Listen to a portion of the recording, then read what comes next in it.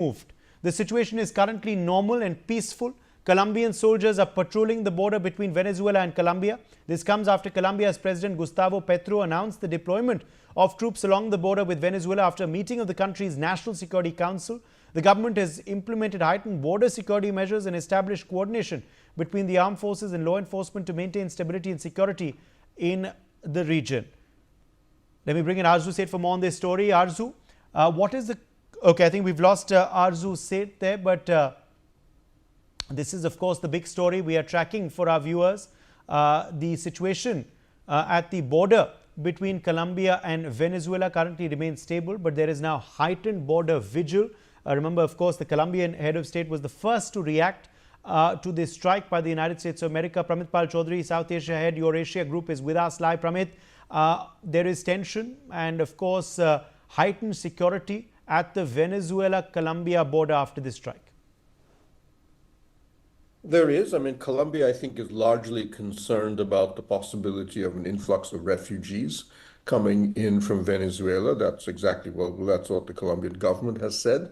They don't expect to be attacked in any way. They've, in fact, had a reasonably good relationship with the Trump administration, not great. But also Colombia has been extremely hostile to Maduro.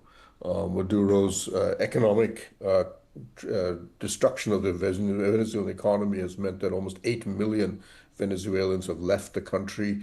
A number of them, a couple of million, have moved into Colombia, causing a major refugee problem in that country. So to some degree, I would argue the Venezuelan government treats this with some degree of relief. If you look at the polling in Latin America, Maduro, while most Latin Americans did not support the idea of America intervening in any government in the region, many of them were also very hostile to Maduro, who was seen as an extremely difficult and destructive individual to his own population. And the fact that there was widespread belief that he stole the last election, he lost that last election, and basically used his strength of the military to come to power.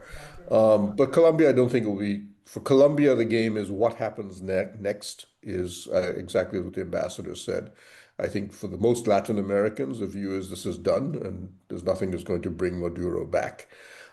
It seems that the Trump administration, rather than going for a regime overthrow, has basically struck a deal within the Maduro camp.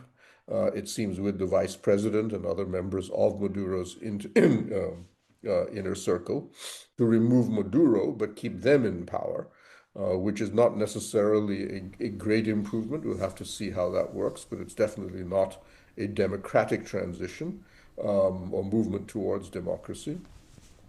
Second, it's not clear whether once the Venezuelans start to get a sense of how much control the Americans are going to insist on inside Venezuela, not just on natural resources, but also in just generally how they run the country. Trump has said, America will now run Venezuela, and we'll have to see how much the Venezuelans will be prepared to accept that, or whether the Americans can run it properly.